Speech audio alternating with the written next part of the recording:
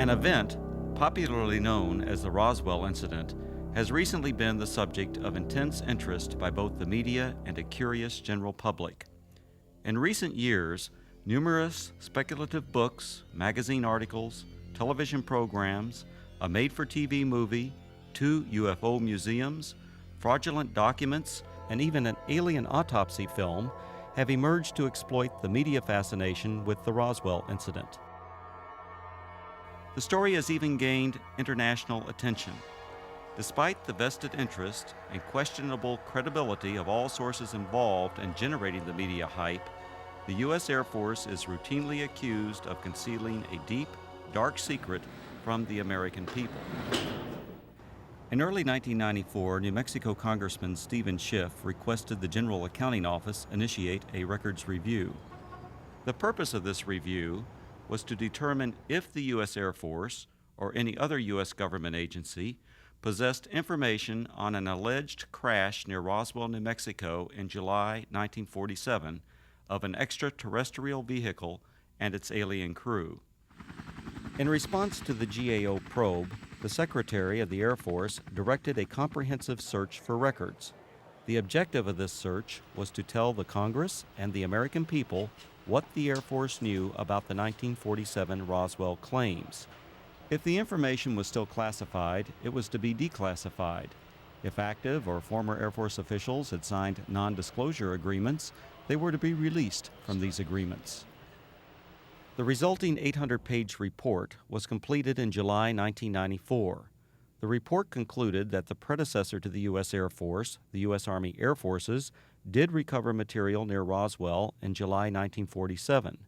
What was recovered was not the remains of an extraterrestrial spacecraft and its alien crew, but debris from a then classified Army Air Forces research project codenamed Mogul. Begun in 1946, Project Mogul was a top-secret attempt to acoustically detect suspected Soviet nuclear explosions and ballistic missile launches. The project was accorded the highest priority because it addressed the most important post-war national defense concern, development of an early warning system to prevent a devastating surprise attack. Mogul used an odd assortment of naval acoustical sensors, radar reflecting targets, nylon fibers, and other equipment carried aloft by a train of weather balloons extending over 600 feet. Claims that the U.S. Army Air Forces recovered a flying disc near Roswell in 1947 were based primarily on a misidentification of the radar targets, a standard element of weather equipment adapted for use on the long Mogul balloon train. In June 1947, the oddly constructed radar targets were found by a local rancher who later reported the equipment as a flying disc. Following some initial confusion at Roswell Army Airfield, the flying disc debris, aluminum foil, rubber, paper, and sticks, was identified by Army Air Force officials as remnants of radar targets and weather balloons. With the positive identification by the Army Air Forces of the debris recovered by the rancher, events that occurred in 1947 were officially resolved and largely forgotten. Initially, the Roswell incident consisted only of accounts of the recovery of a flying disc. In 1947, there were no claims of alien bodies associated with the Roswell incident. The recovery of alien bodies became part of the Roswell story during the late 1970s, with other claims being made in the 1980s and 1990s. These later-day revisions to the Roswell story were often based on anecdotal accounts from second- and third-hand witnesses collected by UFO enthusiasts 40 or more years after the actual event. The same anecdotal accounts that refer to bodies also describe large-scale field operations conducted by U.S. military personnel using an assortment of military vehicles and aircraft to recover crashed debris supposedly from an extraterrestrial spaceship. Military personnel were allegedly led by an angry, red-headed captain, threatening those who witnessed the operation with imprisonment or death if they revealed what they observed. The popular Roswell story contends that the bodies, once recovered, were allegedly transported under tight security to the base hospital at Roswell Army Airfield for autopsy. At the hospital, the angry red-headed captain was again allegedly observed threatening civilians. Following the purported autopsies, the alien bodies were supposedly transported to Wright Field, Ohio, now Wright-Patterson Air Force Base, for further processing and storage. This summarizes the Roswell incident scenario as presented by UFO enthusiasts. On the surface, this explanation may appear plausible to some. However, things are not always as they appear. The reports of bodies were only briefly discussed in the 1994 Air Force report because the search for records from 1947, the year of the alleged incident, did not yield any data to support a 1947 claim of alien bodies. However, following the release of the 1994 report, additional research uncovered information which explains some of the claims of alien bodies associated with the Roswell incident. From the additional research, a second report was written which critically examined the anecdotal claims and descriptions of flying saucers, aliens, and reports of unusual Air Force activities in the New Mexico desert. This in-depth examination revealed that many of these claims were reasonably accurate descriptions of Air Force activities. Some of the claims that refer to bodies are most likely misperceptions by uninformed persons of unclassified and widely publicized Air Force scientific achievements of the 1950s. However, other descriptions of bodies appear to be exploitation of Air Force members killed or injured in the line of duty. The following are the 5 main conclusions contained in the second report. Research reveals that actual U.S. military operations, widely separated by time, geographical location, and purpose, have been misinterpreted or deliberately misrepresented. These misrepresentations collectively created what is known as the Roswell incident. UFO proponents failed to establish accurate dates of reported eyewitness accounts, in some instances by more than a decade. In addition, they erroneously linked all these accounts to the actual 1947 recovery of Project Mogul equipment. Eventually, these misrepresentations transformed a series of verifiable Air Force activities into what some have described as the extraterrestrial event of the millennium. Reports of aliens in the New Mexico desert were actually anthropomorphic test dummies that were carried aloft by Air Force high-altitude research balloons. Critical examination of alleged alien sightings consistently matched the physical characteristics of these dummies, as well as where and how they were used. Vince, that new dummy cam is great. Yeah, it'll sure give people a whole new outlook on what it's like when you don't wear a safety belt.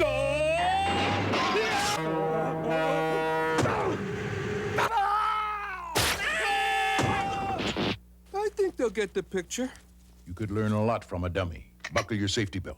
Anthropomorphic dummies, also known as crash test dummies, are today easily identifiable and are even stars of their own successful auto safety advertising campaign. However, during the 1950s, public awareness was still decades away for these important scientific tools. From 1953 to 1959, anthropomorphic dummies were used by the U.S. Air Force Aeromedical Laboratory and Projects High Dive and Excelsior. The project's main objective was to study methods for returning a pilot or astronaut safely to Earth by parachute if forced to eject at extremely high altitudes.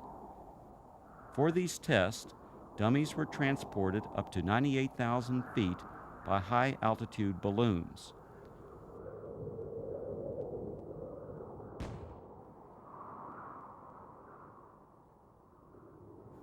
The dummies were released for a free-fall period, during which body movements and escape equipment performance were recorded by a variety of instruments.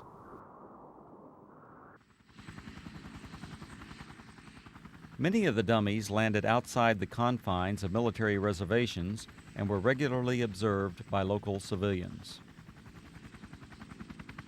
Following a series of dummy tests, a human subject, Air Force test pilot Captain Joseph W. Kittinger Jr., now a retired colonel, made 3 bailouts from high-altitude balloons.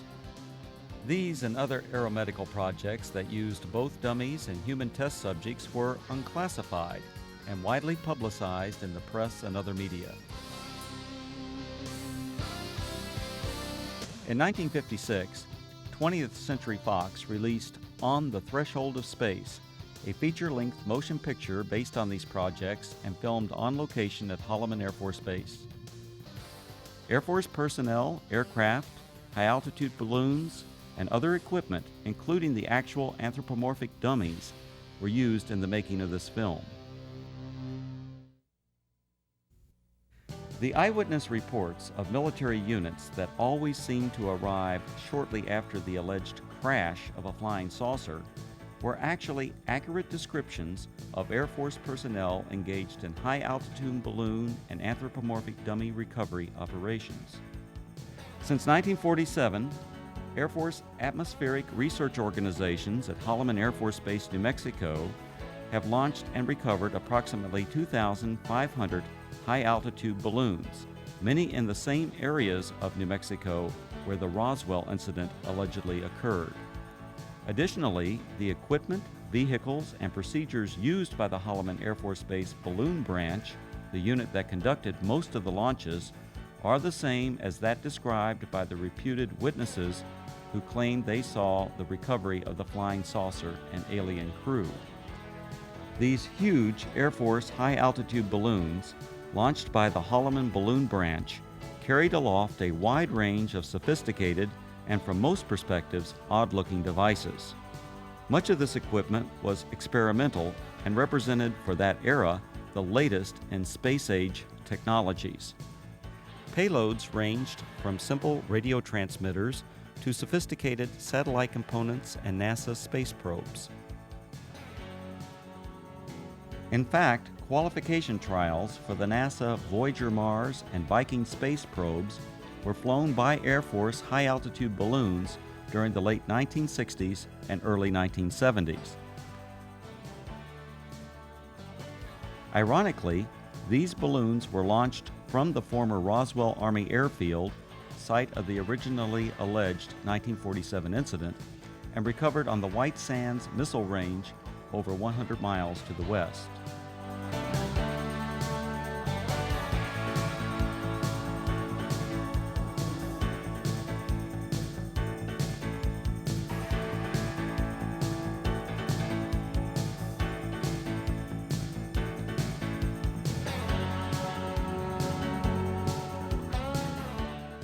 Recovering the balloon payloads was essential for accomplishing the scientific objectives of the high-altitude balloon program.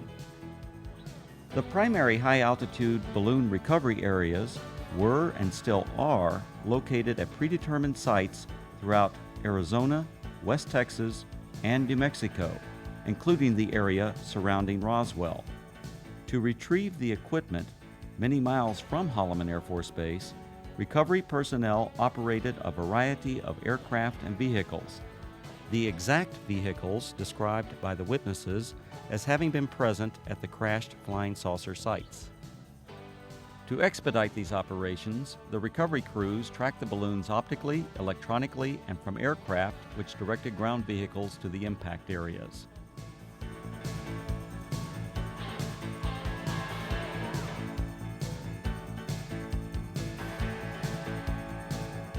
In several of the Roswell accounts, unsubstantiated allegations asserted that military personnel who retrieved equipment from rural areas of New Mexico intimidated and threatened civilians on the scene. On the contrary, Balloon Branch personnel enjoyed good relations with the local community and often solicited their assistance following a balloon or payload landing. In the course of their activities, recovery personnel rented or borrowed tractors, bulldozers, snowmobiles, and even pack mules from local residents. The payloads, parachutes, balloons, and circling chase aircraft often draw crowds of curious onlookers from the local community. In fact, so many civilians are often present at balloon or payload landing sites, the scenes were once described by balloon branch personnel as being like the circus coming to town. Here's what it looked like this afternoon, floating from east to west over town. It was way up there, all right, some 25 miles over our heads, the Air Force later told me. The giant helium-filled balloon eventually collapsed, falling to Earth like 1,000 pounds of cellophane, landing on the Gila Indian Reservation southwest of Phoenix. A short while later, we spotted this, a large parachute, perhaps 100 feet across. Dangling beneath it was some sort of a silver box that made a rather hard landing. This is what had been attached to that balloon, we would later find out. There were no markings on it, no way at all of telling what it was. Then the Air Force pulled up. Excuse me, we don't mean to be too nosy, but about 1 million people in Phoenix are dying to know. What is it? What is it? Yeah. This is a scientific payload that was launched from Holloman Air Force Base in New Mexico. How far are we? About 400 miles? Okay, it went up to approximately 125,000 feet in the air, carried aloft by an 11 million cubic foot balloon. So there you have it, an Air Force experiment to gather information on gases in the upper atmosphere. Thank goodness it was one of ours. Len Clements, News Center 10. In addition to high-altitude balloons, the Holloman Balloon Branch also launched low-altitude tethered balloons. These tethered balloons may have inspired at least one account of an alien craft associated with the Roswell incident. In a popular book, the authors present a drawing of a crashed spaceship, allegedly given to them by an anonymous witness. When this drawing is compared to a photograph of an experimental tethered balloon flown at Holloman Air Force Base in March 1965, the similarities are undeniable.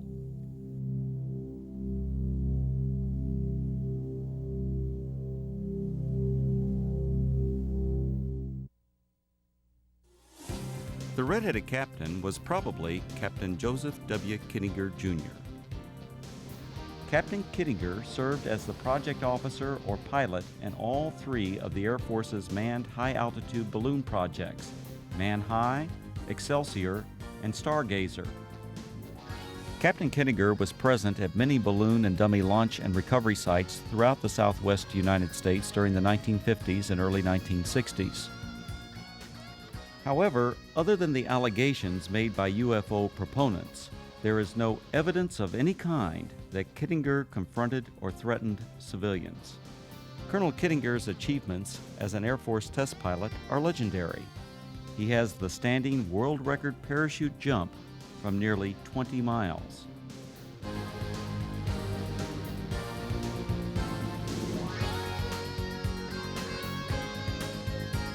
Later, he went on to serve 3 combat tours in Southeast Asia and is credited with an aerial victory while engaged in combat over North Vietnam.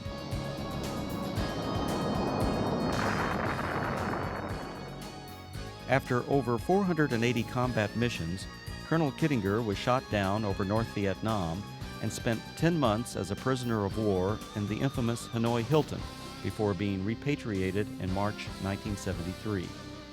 Colonel Kittinger made history again after retiring from the Air Force. In 1984, he accomplished the first solo crossing of the Atlantic by balloon.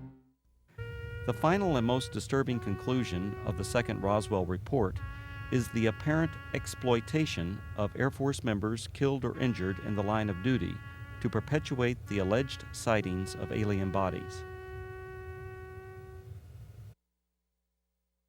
Claims of bodies at the Roswell Army Airfield Hospital were likely a combination of several aircraft accidents and an unusual manned balloon mishap. One aircraft accident occurred on June 26, 1956. 11 Air Force members died when their fully loaded KC-97 tanker aircraft experienced a propeller failure 4.5 minutes after takeoff. The crash site was approximately 9 miles south of the former Roswell Army Airfield, renamed Walker Air Force Base in 1948. The badly burned bodies of the 11 crewmen were identified and processed at the Walker Air Force Base Hospital. The alleged claims of bodies at the base hospital can be traced to a single witness whose descriptions closely matched the condition and the circumstances under which these victims were identified. Furthermore, claims of bodies attributed to specific Air Force personnel are unsubstantiated. Some of these individuals were not even present at Roswell Army Airfield in July 1947. The balloon mishap occurred during a low-level training mission for backup pilots in the Project Excelsior high-altitude manned balloon program. This unusual accident occurred approximately 10 miles northwest of Walker Air Force Base on May 21, 1959. One of the 3 crewmen, Captain Dan D. Fulgham, now a retired colonel, was injured during landing.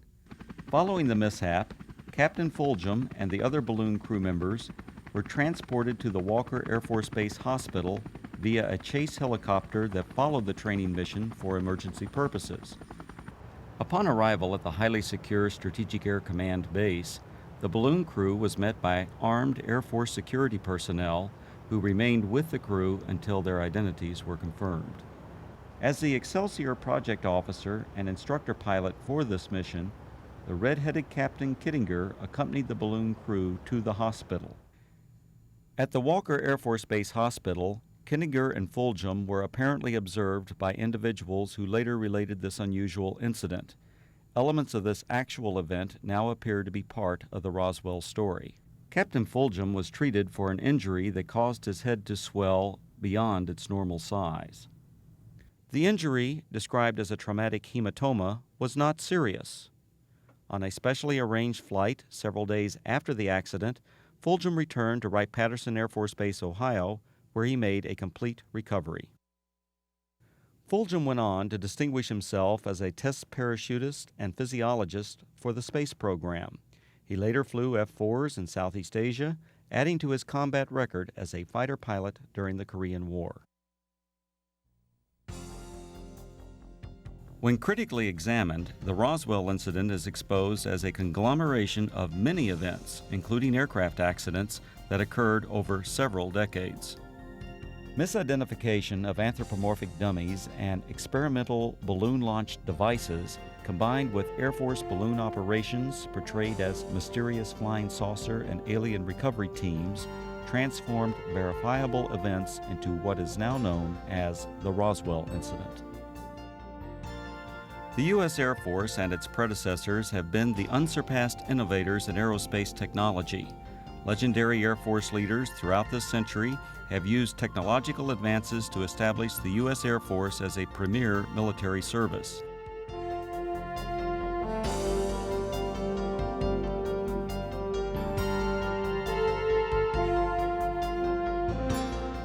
The facts presented in the reports examining the so-called Roswell incident did not reveal it to be a dark secret or government cover-up as persons unacquainted with Air Force technologies proclaim. Instead, these studies identified a collection of events that exemplify the technological leadership, dedication to duty, and continuing noble sacrifices of the men and women of the United States Air Force.